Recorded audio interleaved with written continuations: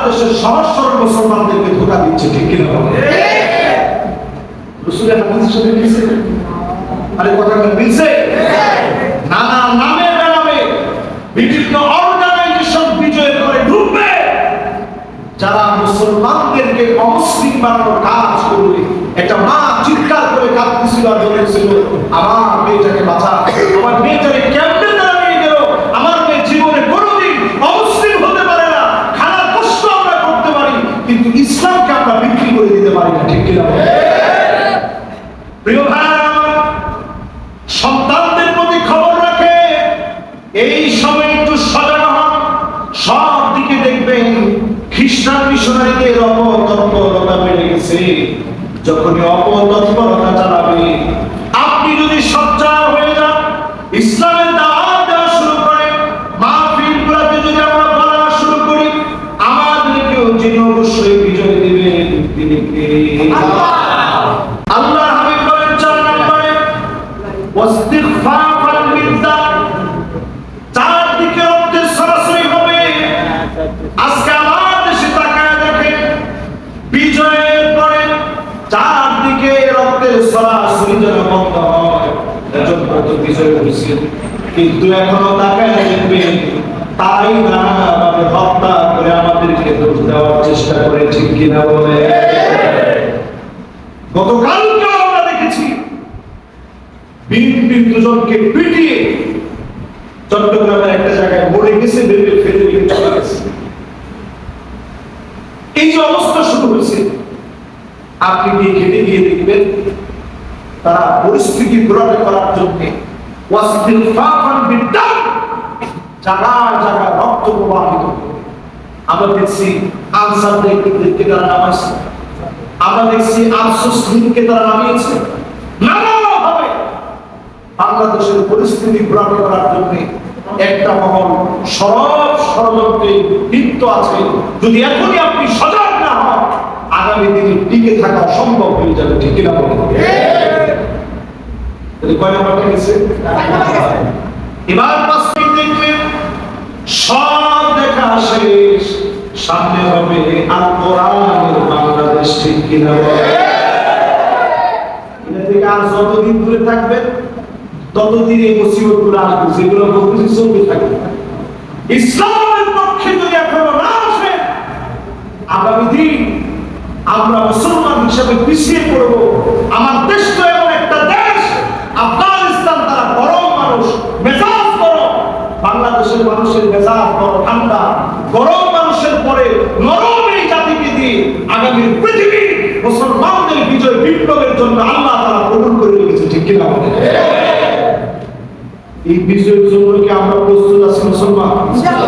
জোরে বলেন, প্রস্তুত আছি ইনশাআল্লাহ? কয় নাম্বারটা আছে? সবাই বলেন কয় নাম্বার? 5 নাম্বারের পরে আল্লাহর হাবিব বলেন ওয়ানাশকুম ইয়াত্তাখিযুনা আল কুরআনা মাযামিরা। এমন সময় আসবে বড় বড় বক্তাদেরকে, কারীদেরকে আপনারা বসায় দিবেন। কথাটা আপনাদের দিকে শুনতেছেন? কথা খেয়াল করে শুনতেছেন? পুরা হুজুরদের দিকে কথা। আল্লাহর হাবিব বলেন এমন সময় আসবে, কোরআন পড়ার জন্য, কোরআন বোঝানোর জন্য এমন লোকদেরকে বসায় দেওয়া হবে। ইউকাদ্দিমুনা আলাহুম লিয়ুগান্নিয়াহুম ওয়া ইন কানা কওলুহুম ফিকহান।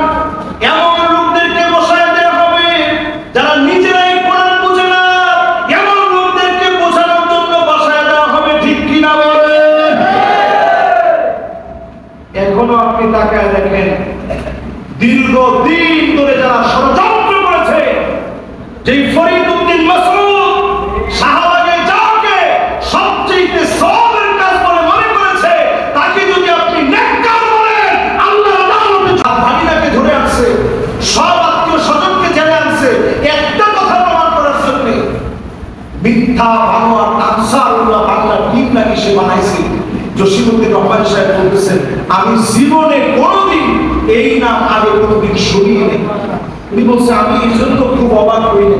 অবাক হয়েছি ওই জন্যে, আমি নিজের চোখে দেখেছি ওইখানে যখন আমাকে জুলুম নির্যাতন করতেছিল,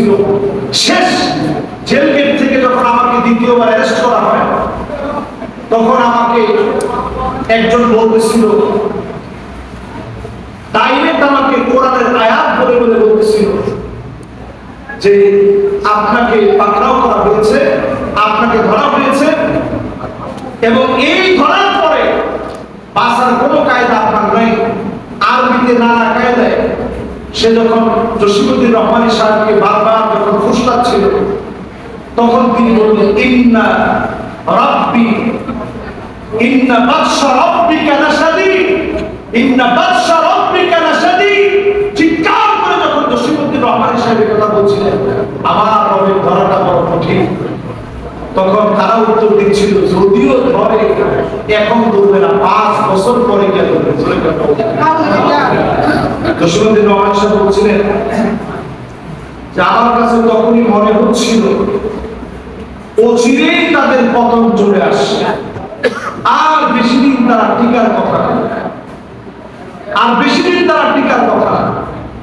এর কিছুদিন পরেই আল্লাহ রাব্বুল আলামিন এই 5ই আগস্টের বিজয় দিয়েছেন। এই বিজয় আমরা পেয়েছি, যদি এই বিজয়ের পরে সময়টা কাজে না লাগায় আবার এর চেয়ে ভয়াবহ সময় আসতে পারে, ঠিক কিনা বলেন? আজকেও এই মসজিদে খতিব সাহেব যখন আপনাদেরকে নিয়ে নামাজ পড়াইছেন, কি বলছেন? ইন্নাল্লাহা ইয়া'মুরু বিল আদলি ওয়াল ইহসান ওয়া ইতা'i যিল কুরবা ওয়া ইয়ানহা আনিল ফাহশাই ওয়াল মুনকারি ওয়াল বাগি ইয়া'iদুকুম লা'আল্লাকুম তাযাক্কারুন ফাযকুরুনি আযকুরুকুম ওয়াশকুরু লি ওয়া লা তাকফুরুন ওয়া আকিমিস সালাহ। বলার পরে আপনারা কি করছেন? সবাই দাঁড়িয়ে গেছেন। যখনই তিনি বলছেন ইন্নাল্লাহা ইয়া'মুরু বিল আদল, তখনই সবাই কোমর সোজা করে ফেলছেন যে মাশাআল্লাহ, আর ঘুমানো যাবে না, এখনই জাগ্রত হয়ে জুমার নামাজ আদায় করতে হবে। আমরা বুঝি না কি বলা হচ্ছে, ইন্নাল্লাহা ইয়া'মুরু বিল আদল। আল্লাহ তাআলা বুঝাইয়া দিলেন, আল্লাহ ওয়াদা করছেন ইনসাফের, আদালতের, ন্যায়পরায়ণতার ওয়াদা আল্লাহ পাক করেছেন। উই ওয়ান্ট জাস্টিস বলে আমার ছাত্র জনতা যে আন্দোলন করেছে, উই ওয়ান্ট জাস্টিস বলে বলে যে আন্দোলন করেছে, যে স্লোগান দিয়েছে, এই স্লোগান পৃথিবীর কেউ বাস্তবায়ন করতে পারে না, শুধুমাত্র কোরআন ছাড়া, ঠিক কিনা বলে? আরো আসতে জোরে বলে, মহব্বত নিয়ে বলেন, কোরআন ছাড়া কেউ সমাধান দিতে পারে না। বুঝছিলাম কয়টা বিষয় সতর্ক থাকা লাগবে? 6টা বিষয়। 6টা বিষয়ের ভিতরে 6 নম্বরটাই বলছিলাম, এমন সব ব্যক্তিদেরকে আলেম হিসেবে আপনারা বসায় দিবেন যারা সত্যিকারের আলেম। সেই উদাহরণ আপনাদেরকে দিলাম, দেওয়ার পর আগামী দিনে যে দিন বিজয়ী হবে এর 8টা ফর্মুলা বলে আজকের মাহফিল আমরা শেষ করে দেব ইনশাআল্লাহ। 5 আর 3 কত হয়? জোরে কোন কত? আল্লাহ রাব্বুল আলামিন সূরা মাইদার ভিতরে বলে, ওয়া আনিহকুম বাইনাহুম বিমা আনজালাল্লাহ।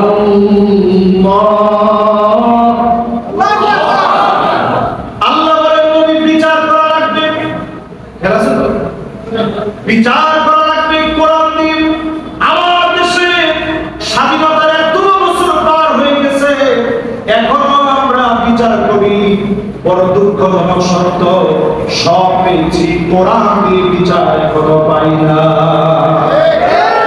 ঠিক কিনা বলে? আরো জোরে বলে, শহীদ আবু সাঈদের রক্ত কথা বলেছে যে মাটিতে, এই মাটিতে বসে আজকে আমি বলতে চাই, আল্লাহর কোরআন দিয়ে আল্লাহ পাক বলেছেন বিচার করা লাগবে। আমার দেশে কি কোরআনের বিচার এখনো আছে? না। আমার সংবিধান কি কোরআন দিয়ে রচিত হয়? না। আমার দেশে কি বিচার কোরআন দিয়ে করা হয়? যদি না করা হয়, মুসলমান এই কোরআনের দিকে আসে, বিচার ব্যবস্থায় যদি কোরআনকে নিয়ে যেতে পারেন, নিশ্চিত যিনি আমাদেরকে বিজয় দান করে সফল বানায় দেবেন তিনি কে? আল্লাহ। এই বিজয় চূড়ান্ত সফল হবে কোরআনের বিচার দিয়ে। জোরে বলেন, কিসের বিচার? 2 নম্বরে আল্লাহ রাব্বুল আলামিন বলেন, ওয়ালা তাত্তাবি' আহওয়াআহুম। ও নবী, মন দ্বারা কোনো বিচার চলবে না, মন মস্তিষ্ক প্রসূত কোনো বিচার চলবে না। আজকের এই মাহফিলে চিন্তা করে দেখে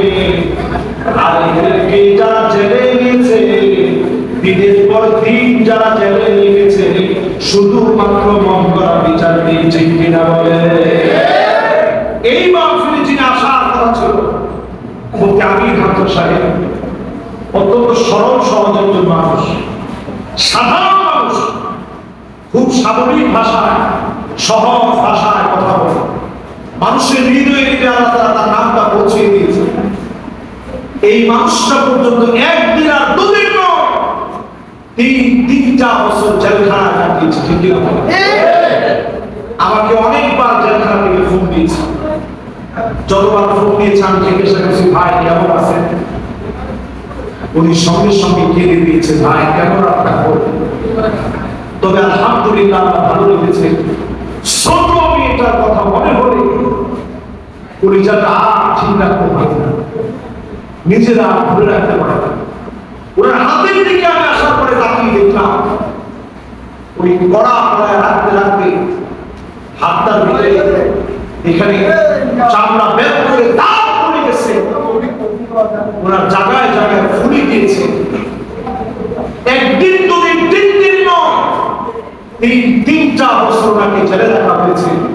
ঘরের ভিতরে বাজার পর্যন্ত ছিল না, দিনের পর দিন কষ্টের উপরে কষ্ট দিয়েছে। আজকের এই দিনে আল্লাহ পাক তার যে শান দিয়েছে, এই শান এমনি আসে নাই। দিনের জন্য যারা কষ্ট করেছে তাদেরকে যিনি ভুলে যান নাই তিনি কে? আল্লাহ। এই যে বিচার আলেমদের উপরে করা হলো, এই বিচারের নাম মন করা বিচার, ঠিক কিনা বলে? আমাদের প্রিয় আল্লামার মতো একজন আলেমকে রাজাকার বলে যখন গালি দেওয়া হয়েছে, তখন উচিত ছিল সমস্ত আলেমরা এক হয়ে প্রতিবাদ করা। এই প্রতিবাদ না করার কারণে কিছুদিন পরেই তারা হেফাজতের উপরে জুলুম করেছে, ঠিক কিনা? এজন্য আলেম চিনবেন কেমনে? যে আলেম জুলুমের শিকার হবে।